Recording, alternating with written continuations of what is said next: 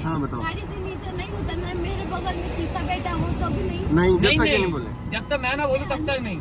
चीता बैठा होगा तो तुमको तो ले जाएगा, हम देखो उतर जाएंगे। हम जब तक गाड़ी के अंदर है ना सेफ है, गाड़ी के बाहर जाने के बाद मैं मर गया समझ लो, गाड़ी से उतरते साथ। क्योंकि टाइगर जो है ना हमें अपने आप से बड़ा पार्ट मानता है पूरी गाड़ी को।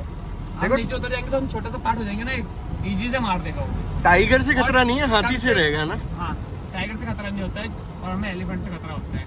एलिफेंट जो होता है ना 45 सेकंड में 50 की स्पीड प्लस करता है, इतनी देर दौड़ता है। अब आप लोग आइडिया लगा लीजिए, 45 सेकंड में 50 की स्पीड प्लस करता है जब वो दौड़ता है तो। जब हाथी भागता है तो 50 की स्पीड पकड़ लेता है 45 सेकंड में ही।